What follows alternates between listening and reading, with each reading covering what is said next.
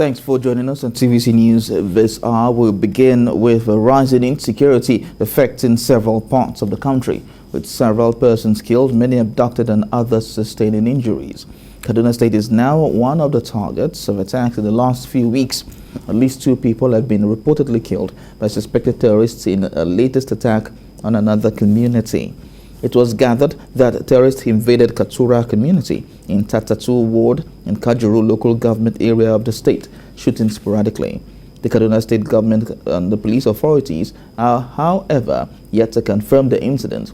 But locals within the community confirmed that at least 17 houses and a church were also razed by the attackers. As at the time of filing this report, the whereabouts of the head of Katura community, Joseph Ayuba, is yet to be known. The locals fear he might have been abducted by the suspected bandits. Kajuru local government is located in the central senatorial zone of the state and has been facing security challenges ranging from banditry to communal clashes. To tackle the recent spike in terror attacks in Kaduna State, a new Commissioner of Police, Yekini Ayuku, has been posted to the State Command by the Inspector General of Police, Usman Alkali Baba, and it appears there is a lot of work to be done. CP Ayuku succeeds retired former Commissioner of Police, Mudashiru Abdullahi. His posting comes at the time the state is facing dire security challenges posed by terrorists who kill and abduct locals for ransom. He assured that the police under his leadership will re-strategize to tackle banditry and other security challenges bedeviling the state. He immediately took a tour to the Kaduna-Abuja highway to assess the situation before visiting the site of the train attack. The tales of attacks is not any different in the Plateau State. At this time, some yet to be identified gunmen have abducted the wife and daughter of the Commissioner for Environment in the state, Usman Bamayi. The gunmen were said to have stormed the country home of the Commissioner at Gindiri community of Mango local council area at the early hours of Saturday, abducting his wife and daughter to an unknown destination. A spokesperson of the Plateau State Police Command, Uba Gabriel, confirmed the incident, but assured that the anti-kidnapping squad of the command have launched a search and rescue mission to secure the safe release of the victims. The development is coming few days after some suspected militia men attacked and killed more than 12 locals at the community in Basa Council area of the state. To effectively tackle insecurity in the country, some security experts believe the federal government needs to constitute a security think tank that must include civilian security professionals to carry out risk assessments, vulnerability analysis, security survey, and come out with implementable recommendations. This was part of discussions at the private security practitioners event held in Lagos. Senior correspondent Ivy Kano reports. Though this is meant to be an induction ceremony by the International Institute of Professional Security, but the discussion shifted to the many security challenges facing the country. Tony Ofoyeton is the Director General of the Institute. He said verified intelligence remains a potent weapon in tackling insecurity in the country. To the extent that if any agency, person or persons in authority is availed of the intelligence of an imminent security breach, attack or danger, and such person or agency negligently refuse to act on that intelligence, then they should be held personally liable. For some of those on the high table, it's about time the country tried a different approach that would involve citizens' participation. To pay attention to one important aspect of security in our nation, and that is sensitizing members of the public on the need to behave responsibly. It is time that we should start emphasizing citizens' responsibilities in this country, because we can't continue to behave the way we are behaving and expect wonders to happen. The man who is at the remotest village is as critical as the man in the center in Abuja, because he may be the link that will help us to unlock a very dangerous end state. There's no single solution to this problem, but all of us have a responsibility. The people who perpetrate these evil activities are not ghosts. They are human beings and they live amongst us. Professor Adepoju Tejumaye, who delivered a lecture titled Professional Excellence in the Security Discipline, urged the inductees to be professional in the discharge of their duties. Another issue raised at this occasion is the need for the federal government to map out strategies that will empower state governments to handle issues relating to security without recourse to the federal government. Ivy Kano, TVC News, Lagos. Now let's turn our attention to the political space as preparations are on top gear for the presidential election in 2023. In the People's Democratic Party, more reactions are trailing the party's decision to throw the presidential ticket open. Southern governors of the PDP are unanimously standing against this plan by the hierarchy of the party, jettisoning the zoning arrangements. The governors insist, for the sake of fair play and equity, the presidential ticket should be zoned to the south. TVC News senior correspondent Femi Akonde reports. The People's Democratic Party is clearly becoming a house divided against itself. We have watched with keen interest the developments in our party, especially concerning the zoning. The PDP Southern governors are sticking to their guns and standing by earlier resolutions reached, insisting that the presidential ticket should be zoned to the south in 2023.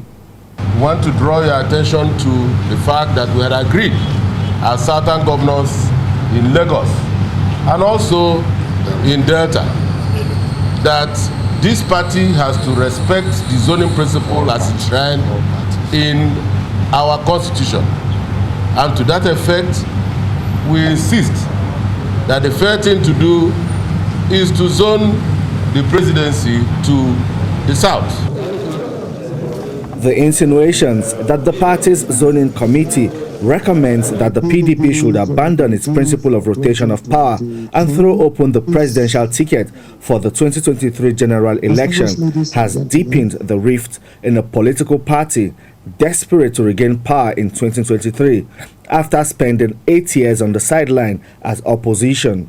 The party was founded on the basis of equity and justice, and we also think that equity and justice is an important pillar that will ultimately stabilize our polity towards our journey in rescuing Nigeria.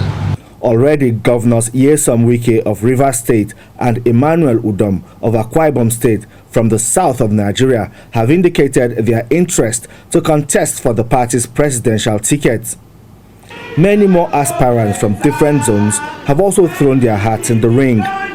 The contest for who gets the most prized party ticket has become intense, and it will be a tough call for the PDP to take a stand on the raging zoning controversy.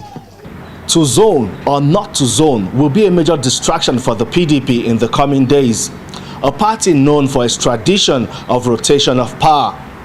But the option of adopting a consensus candidate is also on the table as political interests continue to consult and negotiate to hopefully reach a compromise.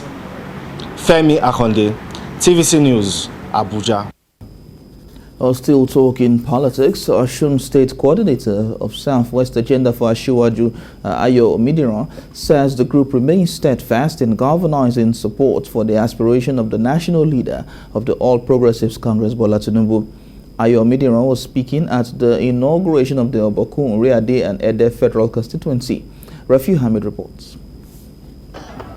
Activities of the group had been put on hold since February this year due to the preparation for the APC National Convention.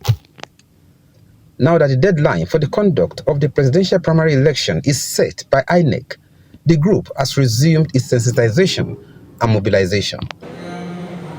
At Obokori, the Federal Constituency, Shiji Olamiju and Nathaniel Agumbiade emerged coordinators of Swagger. Among those people jostling for the post of the presidency of Nigeria, our dear leader, Asiwaju Ahmed Tinubu, is the most qualified, is the most ready, is the most acceptable throughout the north, call it north central, northeast, northwest, southwest, southeast. Ayomi Diran and her team were also in the federal constituency, comprising of 4 local governments, to inaugurate their coordinators. She believes Asiwaju Bola Tinubu will have an edge over other presidential aspirants at the primary election. If the primary is indirect, we are ready. If it is direct, we are ready.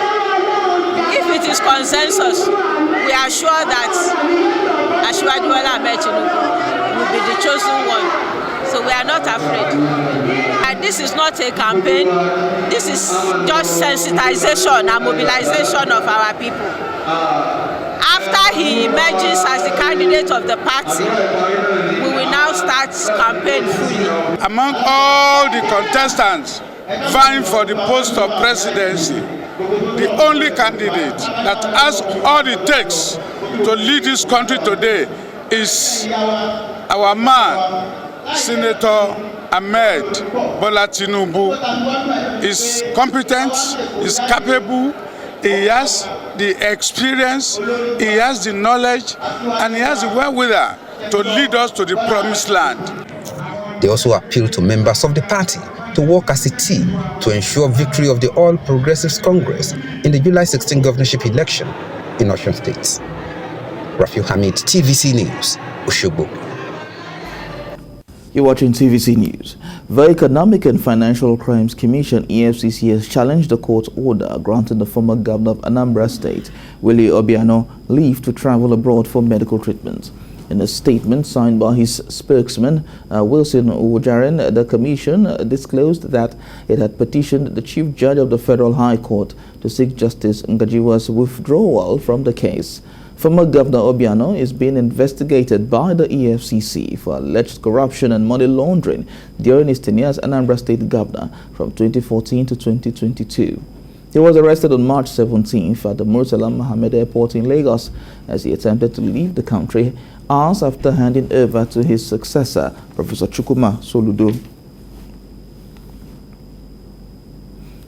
As political parties and Nigerians prepare for the general election in 2023, a group of youths in Ondo State has urged young persons who are eligible to vote to embark on aggressive collection of permanent voter cards ahead of the 2023 general elections.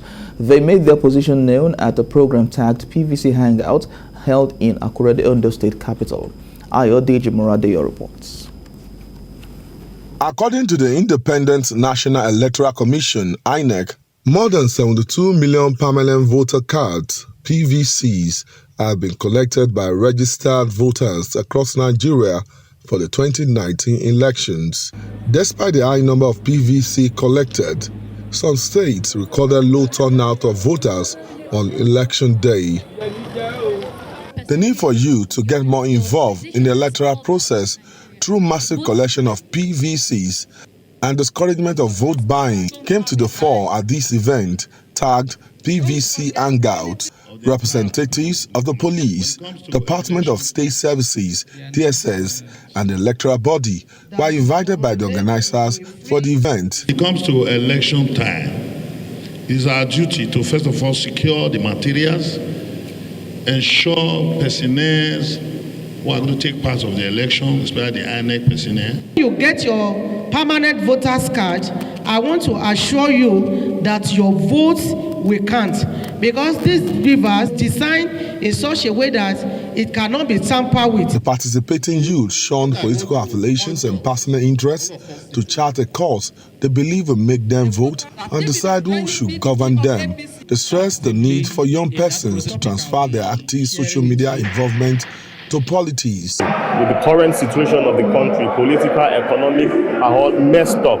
And if we're going to have a change, if something different will happen to us, then every one of us must be part of it. And that's why we're saying that the next election, everyone has to be part of it. That is the basics and the essence of putting this together. It's not just getting the PVC, but of course use it for the purpose at which it was issued. So a whole lot of conversation around the fact that people don't use the PVC. A whole lot of young persons have PVC, but they have never used it because they don't believe in the system. To embrace civic responsibility That is, it's not just enough for us to keep shouting on the social media all the time, criticize government people, criticize government policies, but we refuse to be part of the system. Fans at these events agreed that regular interface like this will go a long way in educating the youth on the need to collect their PVCs ahead of the general election. TVC News, Akure. Community heads in Yewa Awuri land under the aegis of Ogun West Councillor Bales have urged the people at the grassroots to participate actively in politics and ensure that they choose right candidates with fear of God and love for the masses. They made this known at a meeting held in Ilaru, where they called on private companies operating in the senatorial district to improve their corporate social responsibility in the area. TVC News' Kazim Olowe reports. Being the closest to the people at the grassroots, community heads, popularly known as Bale in Ogun West Senatorial District, have held a meeting on how to facilitate development in their communities and the entire Iwo land. The meeting held at Ilaru under the aegis of Ogun West Council of Bales had in attendance the chairman of Bales in all the 5 local government areas of Ogun West. They noted that the senatorial district needs development and such can be facilitated easily if people participate actively in the electoral process and support the right candidate. While presenting their resolutions, the Bale in Council commended Senator Olamilekun Adiola for his efforts in the development of Yewa land, despite that he is not currently representing them at the National Assembly. In view of demonstrated excellence performance and political network of one of our sons, presently representing Lagos West at the Senate, Senator Solomon Olamilekun Yayi, we hereby declare our support for the transfer of his political activity to his roots in Ogun West. He's a native. He's from Laro here, a town in Laro, which is Pahayi. So that's why we invite him. The one he has done in Lagos, that's okay. The one is because we've seen what he has been doing all around. For me, he's a very nice man. The link between him and Tinubu, I wish he would come and display the good things he has for us. The Bales affirmed that with quality representation at the Senate, many projects that can create employment opportunities for the youths and develop the area will be attracted to Yewa land. They also appeal to private companies operating in the land to improve their corporate social responsibility and to work with the people at the grassroots for the development of the area. Kazim Olowe, TVC News, Ilaro. The Delta State government says the established viable partnership with the Federal Road Safety Commission over the years has helped the agency in the implementation of its 6-point approach to tackling the problems of road accidents. Secretary to the state government, Patrick Uka, revealed this during the visit of staff and students of Senior Course 1 of the Federal Road Safety Corps Command and Staff College Udi, Enugu State, currently on a study tour of the state. Welcoming the visiting staff and students of Senior Course 1 to his office, Secretary to the government says Delta State government has exemplified the spirit of cooperation for development and offered tremendous support for the smooth operations of the Corps in the state. Areas of collaboration include building and equipping of a befitting office accommodation for the state sector commander in Asaba and provision of vehicles for enhanced operations. The theme of your study tour, Enhancing Road Partnership for Innovative Intervention, is quite apt as the nation is grappling with high rate of road crashes in the country. It is therefore important for all stakeholders to join hands in this noble effort aimed at reversing the trend. It is from this perspective that your study tour will provide a veritable platform for providing solutions to these threats on our roads. The commandant of the visiting college, who led the team, acknowledged the effort of the Delta State government in enhancing FROSC road safety intervention, which necessitated the choice of Delta State for the study tour. Road safety is a shared responsibility. And every year, 1.3 million people are being killed on the world roads, not because of fighting communal crisis, not because of war or diseases, but avoidable road traffic crashes. So So we believe quite well that if this collaboration between states and FRSC, between the stakeholders in each state of the Federation, we can collectively bring down the rates of crashes in each states. The state government later organized a dinner party for the visiting Senior Course 1 participants at the Unity Hall in Government House, Asaba. Ikenna Amage, TVC News, Asaba. To sports now. Of course, before that, we'll talk about the power outage experienced in major parts of Lagos, Abuja, Kano, Katsina and Jigawa states due to collapse of the national grid. The Ministry of Power has disclosed that a blackout was caused by an act of vandalism on a transmission tower on the Odukbani-Kotapene line. According to the statement, the vandalization resulted in a sudden loss of about 400 megawatts of generation, which led to the shutdown across the country. The ministry, however, assured that power on the grid is being restored sequentially by the system operator. Eko Electricity Distribution Company, Abuja Electricity Distribution Company and Kano Electricity Distribution Company were among the distribution companies affected by the collapse. National leader of the All Progressives Congress, Asiwaju Bola Tinubu, has felicitated with the president of Dangote Group, Alhaji Aliko Dangote, as he attained 65 on April the 10th. The APC leader, in a statement by his media office, commended Alhaji Dangote for his numerous laudable achievements, not only as a titan of African industry, but also as a philanthropist. He prayed that Allah continues to extend his hand of mercy over his life, his family members, and loved ones. The statement added, quote, "As you gather with your family, friends, and associates to give thanks to Almighty Allah during this holy month of Ramadan, may He hear the supplications of your heart and fill you with His peace, God, and strengthen you in the years to come." End quote.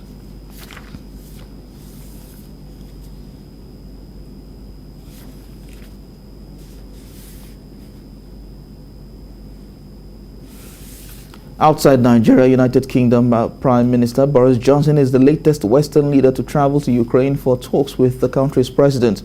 Downing Street has said the UK plans to send 120 armored vehicles and new anti-ship missile systems to support Ukraine, following talks between Prime Minister Boris Johnson and the Ukrainian President Volodymyr Zelenskyy in Kyiv. In addition to the 120 armored vehicles and new anti-ship missile systems, the UK will guarantee an additional $500 million in World Bank lending to Ukraine, subject to a parliamentary approval, taking its total loan guarantee to $1 billion. The UK will also relax tariffs on most imports from Ukraine to free up trade. The Prime Minister said he traveled to the Ukrainian capital as a show of our unwavering support for the people of Ukraine. In Bucha, after discovering the extent of the atrocities allegedly perpetrated by the Russian army, families are now trying to identify their killed relatives. We move to sports now. The need for regular exercises and recreation despite the busy schedule associated with living in Lagos has been emphasized during the 4th edition of the Magodo Resident Association Interzonal Table Tennis Championship held in Lagos. Our correspondent Emmanuel Akindabua has more.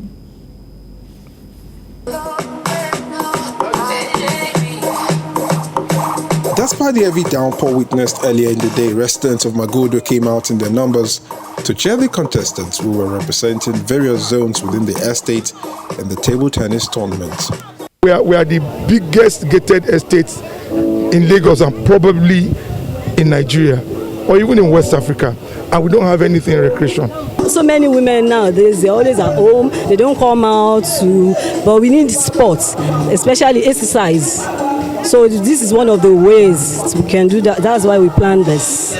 The Interzonal Championship, which is used to foster peaceful existence amongst residents of the estates, also provides opportunities for exercises and social interactions. A lot of people that have not been interacting with each other, that have not been talking to each other, most especially the youth, they have come together today, they've seen each other like one person, and it even encouraged peace more even in the country, and some people came here today even to showcase their talent. This initiative indeed is very good, which I believe will bring about many more initiatives that will bring people into physical exercises that would encourage and enhance, wellness, as we have, so that people can do less of medication and more of physical exercise. At the end of a very tight contest, Olatunde Fadari of Ajimobi Zone emerged champion of the tournament after defeating Adesami Abiodun in the final. I'm a member of the Ikoyi Club, a member of Island Club. I play a minimum of 3 times in a week. So it's something, it's part and parcel of me. We believe in promoting oneness, good neighborliness, like I said earlier on. And so we are organizing this for the residents of Magodo. Apart from the cash and the trophy the school is giving, we also have various sponsors who have come on board with us to give the winners of the day something special. The event also witnessed aerobic dancing and exercise routines for participants.